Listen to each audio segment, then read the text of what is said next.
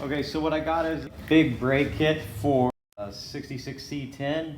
It's Wilwood brand. Pretty much all the components come unassembled except for the hub itself, right? And the ball joints, which are all done in a factory. But everything else has to be hand assembled. So you get the bare knuckle, the steer knuckle, set up for everything. Nice piece, lightweight aluminum. Ball joints. The steering arm, for this application we have a Heim joint coming off the rack and pinion. So this has to be bored out to match the diameter of the Heim joint, which I already have the drill bit to do. Just something that has to be addressed rather than being just a regular tie rod end going through here like tapered. We're doing a straight bolt, which I have over there. I'll show you guys in a minute. Here's the hub assembly. And it has a dual patterns. I think it's 5 on 475 and 5 on 5 or 525. I can't remember exactly. But you have to put your own studs in, right? Then it mounts to the knuckle. There's the hardware for it. Here's the 6 pots. They're super nice. It's a staggered piston design. 1 giant piston and then 2 smaller ones following. 14-inch 2-piece rotors. I got pads. This is the caliper bracket. 14-inch rotors. This is all I've been messing with lately. I got them on my Subaru STIs also, but this is for a Chevy. Super nice. We have the same kit for the rears, but the only thing was the rotors are drilled also, which isn't necessarily preferred because they're, you know, prone to cracking. But on the fronts, which is more important anyways, we got the slotted, which is a great deal. And the lightweight aluminum hat for the 2-piece. The bolts are really cool. They're just a little stainless with the hole for the safety wire, which the safety wire, I still am lacking that. It's 271 Loctite on everything, every component pretty much, because, you know, we're talking like steer drive component here, brake components. I have one already done. You can see right there. I'll take you over closer to it.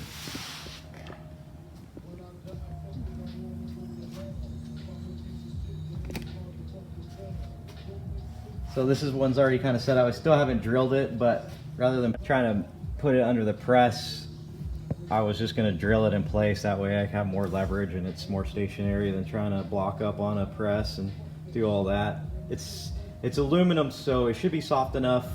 Shouldn't have any issues with it. It's super lightweight aluminum, but it's cast. It's a nice piece for sure. You can see it's got the Wilwood name on it. It's a PB fab front end on this thing, and then we're doing a twin turbo LS, which is somewhat mocked up, right?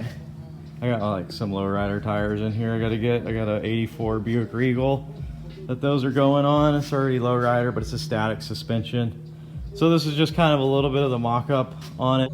That's the empty control arms, ready to receive ball joints, and then the steer knuckle. Like I said, I already did one side, gonna do the other. That's Hooley's just chilling. The rear of this truck is PB fab, and it's been back halved already, which I did a while back. I got pictures, but I didn't really film it.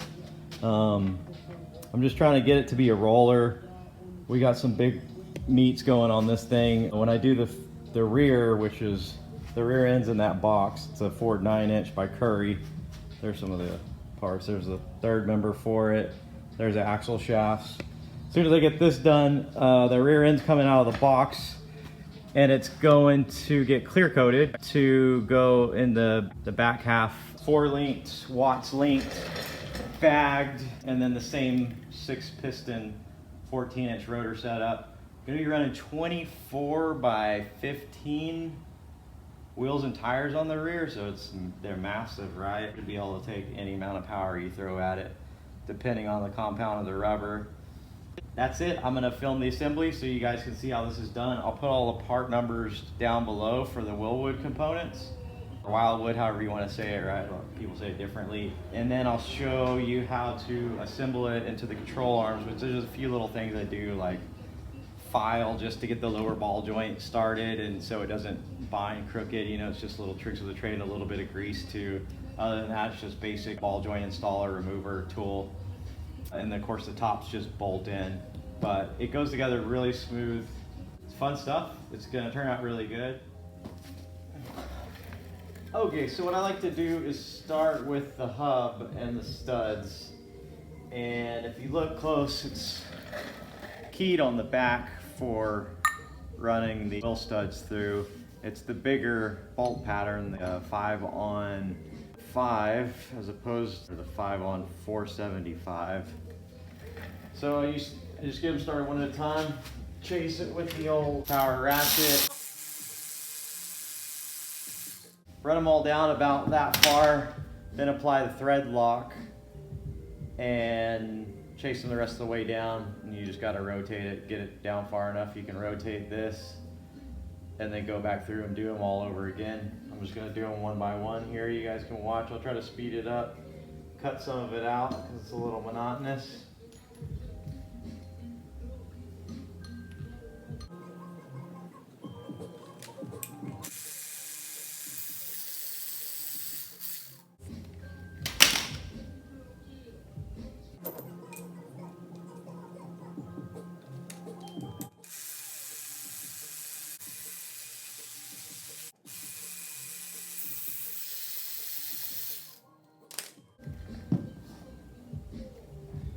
Loctite. This stuff's good.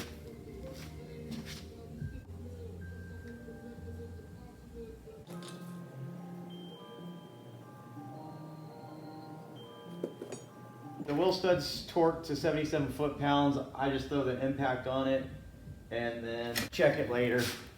This is what I use the cardboard for.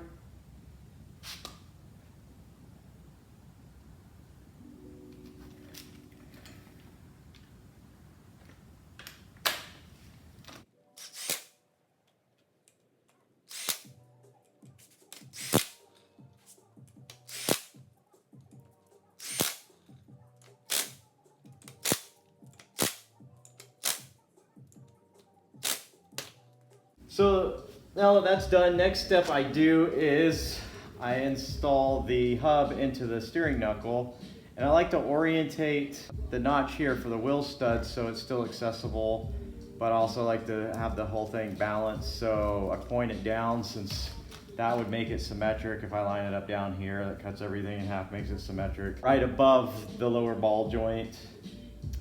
Well, everything's brand new and beautiful, so it all pans out well. The bolts, the hub assembly to the knuckle, since they already have thread lock on them, but it's a dry lock, I go ahead and just add some more because that's what all Wilwood instructions call for anyways, and they're important components, so there's no reason not to.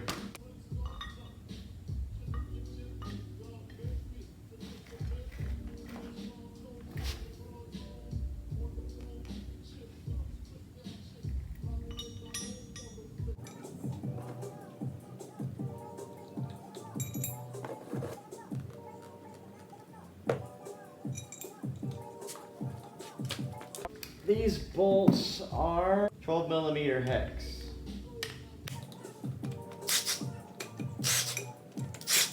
And the torque spec is 100 foot-pounds on this. That's pretty much on most applications, they're approximately 100. And I'll double check that with a wrench once it's installed on the ball joints, so I have some resistance. Next is the caliper bracket. And the torque specs on this is 144 foot-pounds. You can see how it's beveled. It's offset to one side. And so the recess fits inside the knuckle like this, and we're putting our calipers on the back side of the rotor, so it would go like this. Directions call to start off with 2 shims.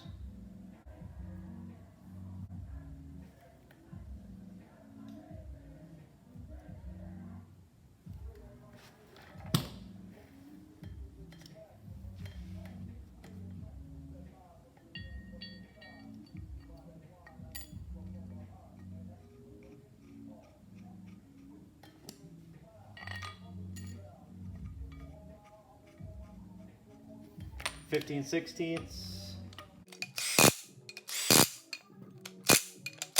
just for mock-up, because you have to check the clearance front to back on the pad versus the rotor, make sure it's not biased to one side or the other.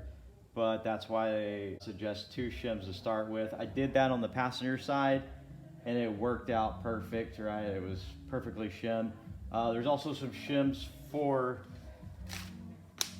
the caliper itself on the alignment studs there. It's the same thing, 2 per side.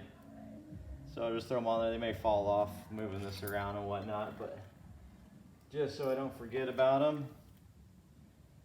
And I guess while we're here, before we go back over to the control arms, I want to build out the rotor and might as well load the caliper too with the pads. This time I'm gonna leave the steering arm off because it was a little hard to get to the lower ball joint castle nut. And so I'm gonna leave that off until I'm done with the lower ball joint. Then I'll install it and then I'll drill it out. Like I actually already drilled out the passenger side now. So I have that videoed and we'll cut to that later once we're done with the installation to the control arms. So let me load the caliper. The pins are already in there, so they have to come out. There's little bitty clips in there. I don't know if you can see that. One on each side. So just pull these guys out real quick.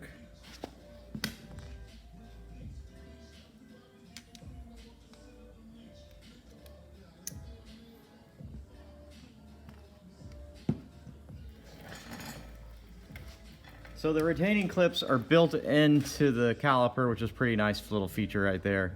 It's just these stainless straps you see right there. They have a little kick out in the middle that puts tension against the pads once they're loaded.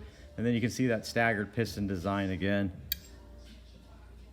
And this is something you want to think about whenever you're doing this kit. What piston you want to have leading the rotating mass of the rotor. So whether it's on top or not, I think the calipers are universal in regards to what side you can put them on, and so I don't know if they're the same caliper. I didn't really check, and I do have to pull the passenger side rotor off because it is vaned. Rotors are vaned left and right, so it's actually wrong, and so the vanes are pointing the wrong direction, or the curvature of the vanes is backwards, so it needs to flip over. So I will be pulling that to do that, and then at the same time I'll analyze the orientation of the pistons and the caliper from side to side, so we'll find out if they're actually different. I didn't pay attention to the part numbers, but I'm gonna find out. And I do know that this one will have the larger diameter facing down when we're mounted on the driver's side, so that's something to keep in mind. And then when I pull the passenger side back off, I'll film it and we'll evaluate and see what the deal is, if it's the same or what. Pins. Okay, so now we have the hat. Put it face down and then put the rotor down on top of it. Line it up. There's no specific orientation, just line the holes. And then you are going to want to go ahead and prep and put all your washers on your bolts. Always the curved side of the washer goes to the head of the bolt, right? And then the sharper side goes to your mating surface. So got a whole bunch of these to do. There's 12 to do. So I'll fast forward through this.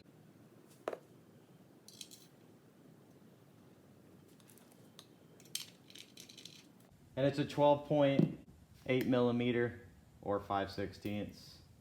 That's a 5/16, but I think you could use 8 millimeter too. They're pretty much identical.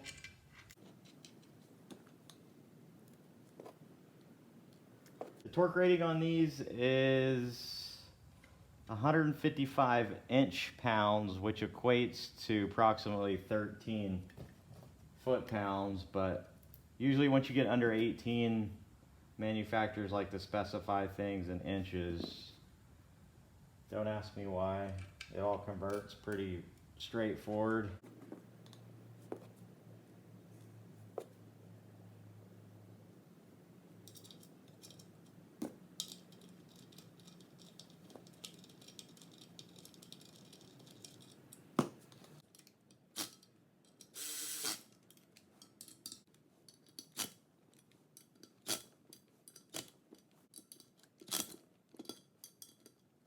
And so at this point you would run your safety wire, but I don't have it on me. And like I said, we got to switch everything over and also just mock it up to make sure that everything is going to be shimmed properly. So it all might have to come off again. But I will safety wire these and I will film it for you guys. Now we're going to proceed to install the ball joints. So like I said, I like to file the lower control arm ball joint receptacle. Just put a nice little chamfer edge all the way around in the circle. And then whenever you get done with that, it's time to add a little bit of lubrication to it, just whatever kind of grease you got on hand. Of course, wipe it clean of any metal filings before you apply any of the lubrication.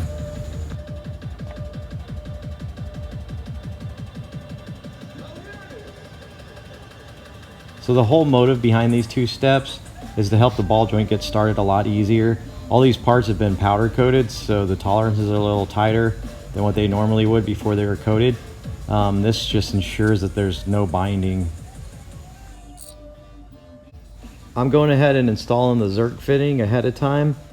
If you choose to do it this way, just be aware of it whenever you start the pressing process. You don't want to smash this thing. I was using it to find center on the ball joint, so it helped me do that.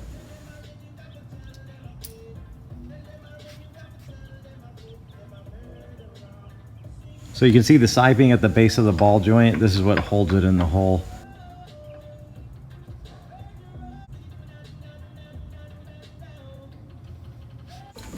I jacked up the lower control arm so I could get the service tool underneath it. If you're on a lift, you probably won't have to do this, but I just needed a little extra clearance for the threaded end of it. It's actually an idea to have the ball joint pressed in before you even install a lower control arm. But on this project, we didn't have the ball joints yet and had all the suspension kits, so it went together out of order. This is honestly the hardest part of the whole entire process. I'm just using these two dies right now, but once I get the ball joint started and make sure it's all square and plumb, I'll come back in with the spacer and the top die. Just making sure that everything is absolutely centered because you don't want this thing going in crooked.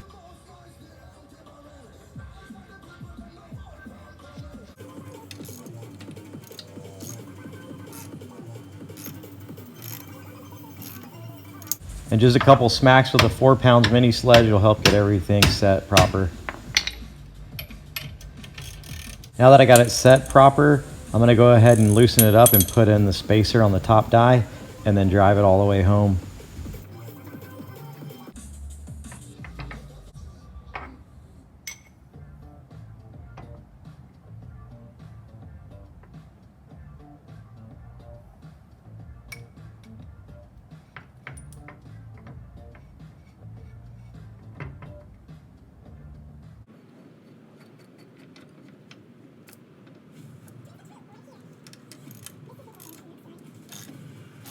I changed the angle here so that you can see the gap close up slowly.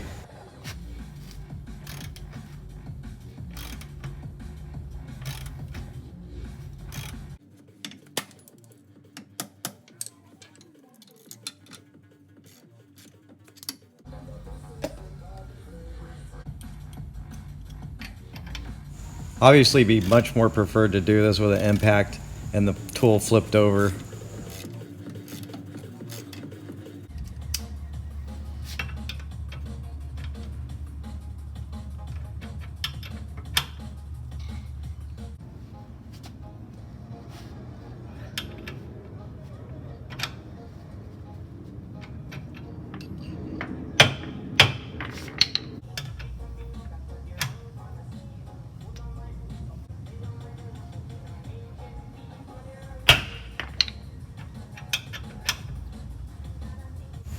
Now I just loosen it up, take the tool off.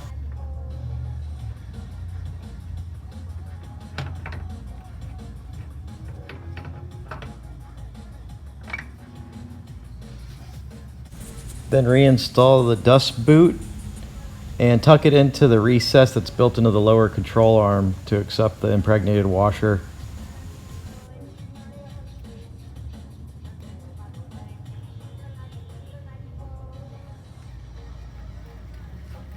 I'm going to take a break and drink some pirate juice, and then we'll do the upper ball joint. The upper ball joint is probably the easiest part. It just bolts in with 4 bolts, nuts, and block washers. Just place the bolts in first, and like I said, these parts have been powder coated, so sometimes they fit a little tight. Just use a ratchet or light hammer and drive it through the hole. Sometimes I even like to use my ratchet as a hammer.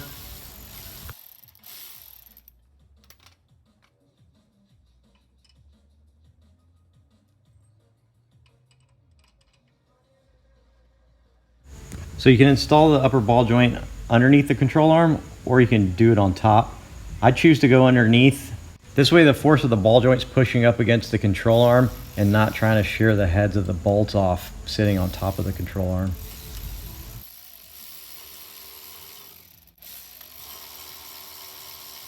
Cinch up the 4 bolts with a backup wrench and a ratchet.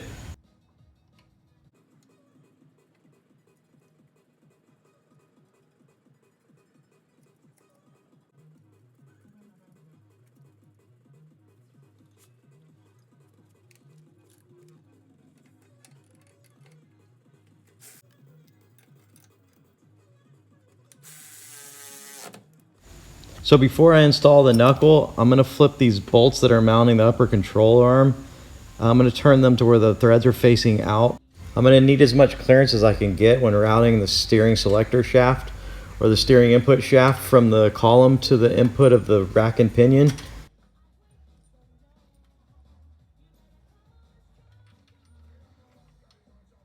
This is something I plan on addressing soon. The steering column is going to have to be cut back a couple inches, so I'm going to film that. It's going to be kind of a process.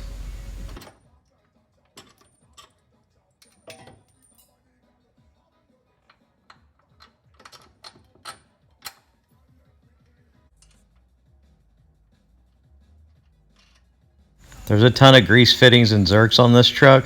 You should see the 4-link. It's pretty crazy.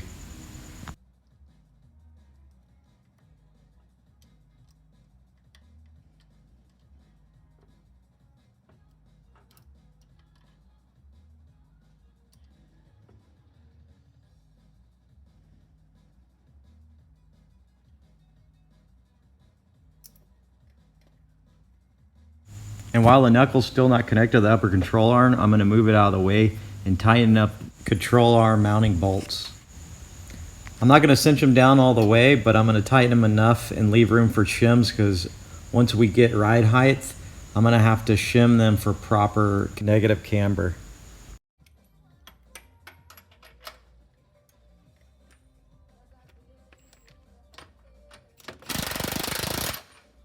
Time to force the control arm back up and make an opening for the knuckle to come in.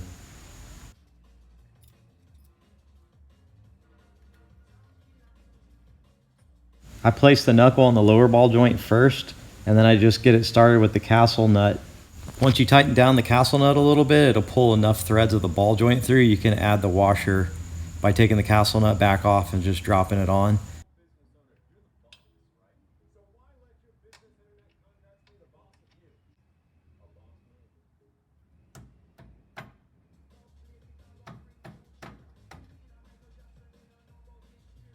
Jacking the lower control arm back up to bring it up closer to the upper ball joint so I can press it in the knuckle a little bit easier.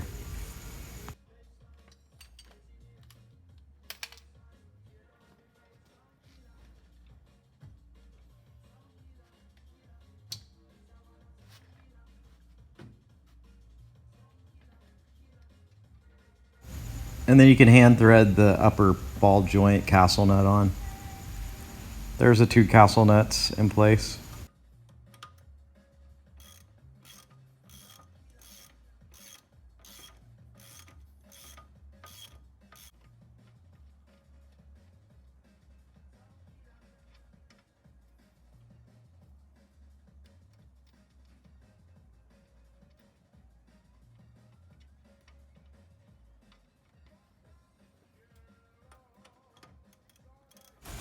Now that the castle nut is in place and cinched down pretty good, I can put the steer arm on.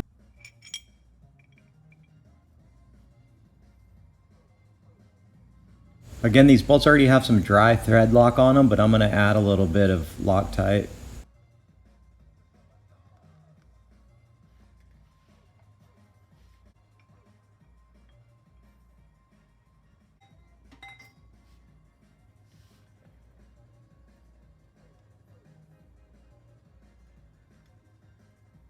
The 14-inch rotor can now be installed on the 5-on-5 bolt pattern, and make sure it's seated properly up against the hub and that it spins freely.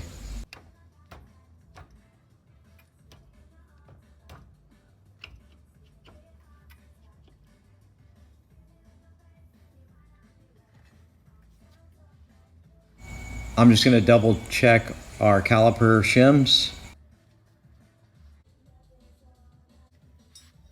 I just folded up a piece of cardboard stock from the instructions to keep the pads spaced out so they don't fall off the retaining clips.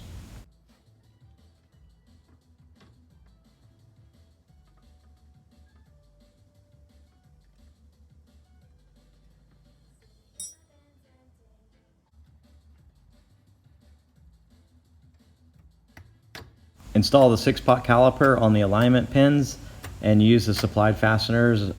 Make sure the rotor still spins freely.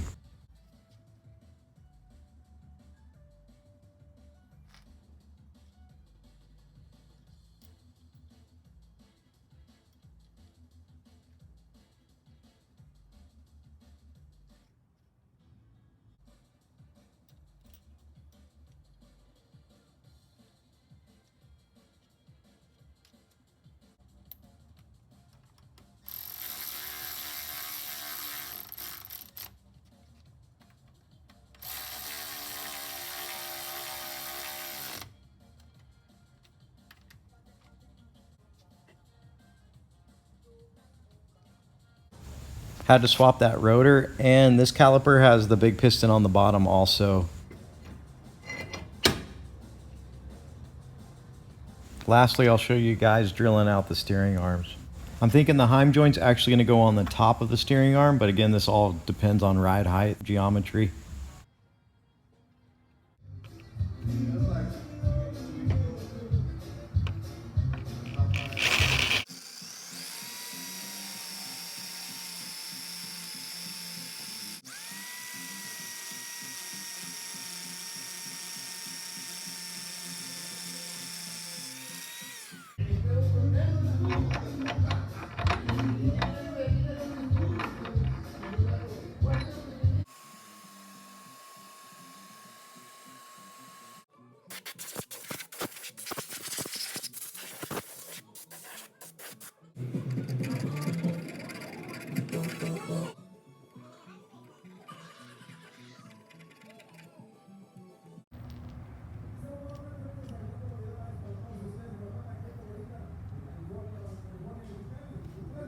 The toe's still going to have to be adjusted on this.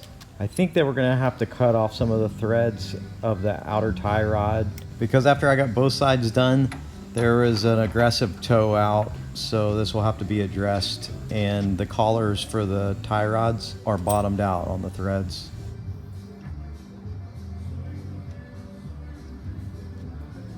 Okay, and that sums it up for the 14-inch Wilwood kit. It was again a 66 C10. Full PV fab, cross member and back half, 6 pots on the front. You can see we're still lacking the power booster, which is going to be a Hydro Boost system, and then I need stainless braided lines and possibly tubing. We might reuse the old tubing because the truck came in running and driving all completely done.